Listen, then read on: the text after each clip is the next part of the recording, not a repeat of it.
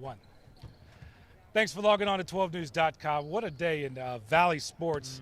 We are obviously here getting you ready for the Suns game, but the news of the day cannot be ignored. Cardinals receiver DeAndre Hopkins suspended for the first 6 games of the regular season for violating the NFL's performance-enhancing drug policy, PDEs. It's just crazy news to wrap your head around. D-Hop's going to miss the first 6 games of the regular season. He also was caught trying to use a masking agent to try and manipulate a test result. Not good whatsoever. Cameron Cox and Luke Lidden here on the court. Luke, just for a while, it took me a second to kind of digest the news. I kind of just sat at my desk, and there was so much positivity coming out of the draft, and then you're hit with this literally 2 days later. Your reaction was what to that? Well, I didn't want to believe it, first and foremost. And I feel like if it's not you were like, is that a fake tweet? Yeah, it's got to be fake. Yeah, right? right. If it's not one thing, it's another. And I'm the kind of glass half full kind of guy, but it concerns me because we saw last season when D-Hop wasn't playing, the team went 3-4, and in 3 of those 4 losses, they only scored 16 points or fewer for this team. When he was on the field, they were 8-2. Clearly a big, big difference when D-Hop's on the field compared to when he's off of it. Good thing they got Hollywood Brown in the draft. It's a nice pickup. Maybe that's why they felt the need to go out in that urgency to move the draft pick to get Hollywood Brown in that first round. But it concerns me because you have all this drama in the offseason with Kyler Murray. He finally gets another wide receiver, another weapon to work with, and then another weapon's taken away. So it's like, where are they going to get that production the first half of the season? That offense, I mean, we don't know how else to phrase this, but they struggled massively when he was not in the lineup. It was a totally different looking offense, and that's expected when you take your number 1 receiver out, but especially in the kind of system that Cliff Kingsbury has. D-Hop is the guy, and it makes that thing go, just like Kyler is the guy at quarterback. They both make that thing go. It's going to be interesting to see how others fill the void, but here's what's also interesting moving forward. You know, D-Hop, when he got here, his whole motto was, Hop, don't miss games.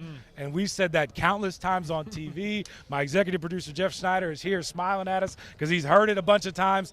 But now it's like Hop's not playing games. And that's really concerning. When this suspension is up, that's 13 games he would have missed in less than a year. It almost equals a season worth of time, right? I feel like we're getting to the point, I hate to say this, where it seems like he's missing more games than he's played with the Cardinals. Which is kind of what you feel like. Yeah. And what also concerns me is that this team can't be playing catch-up at the beginning of the season because if they start 2-4 or go 3-3, especially in that tough division, they got a lot of ground to make up, and who knows, I'm sure D-Hop won't be rusty when he comes back. He'll probably stay in shape, but still, it's not that working out on the side is not the same as playing the football game, so you wonder how many games will it take him to get acclimated back to game speed. It's just a mess that this team did not need. It came at the worst time. Yeah, we're going to get to who needs to step up on those weapons, other weapons in just a moment, but I want to point out to your point, Hop being in shape. You know, the Cardinals went through this in 2018 with Patrick Peterson. Same thing, violated the NFL's PED policy. He was suspended for the first 6 games of the year. Hop is going to turn 30 in June.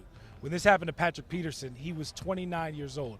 Patrick Peterson was never the same player. And 30 is getting up there for a wide receiver, too. After he returned from that PED suspension, he was never the same player after that. It's now this weird thing. When Patrick went through it, it was like, okay, he's going to get ready for training camp, get all the starters rep, but you knew at some point he had to be pulled out.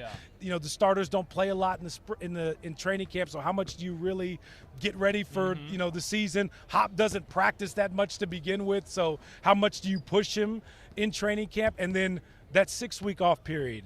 You could say what you want, but being away from a football team is totally different. And so when you come back, Hop is one of the best in the game, but there's a valid question to ask. How ready will he be when he comes back? Because it's just going to be a very weird 6-week suspension and that month of training camp. It's almost half the season, and you wonder, does that take some air out of the locker room? Does it make this team think, oh, we finally have a fresh start, we can finally get back to the identity we think we can get to, and then it's like, oh, we got to restart, or we thought we could take a couple steps forward in the offseason. They had a great draft, in my opinion, and then, oh, no, we're taking 2 more steps back. So it's a tough situation. Hopefully Hollywood Brown, I'm sure he'll provide a lot of production, but then they can just double him, and then who do you have? Rondell Moore as the – Well, I think that's what we're getting into. So it's A.J. Green, Rondell Moore, Antoine Wesley, Zach Ertz, Troy McBride, all those guys are going to have to step up moving forward. We'll have to see what that means for the Cardinals moving forward with this offense, but their number 1 receiver suspended for the first 6 games.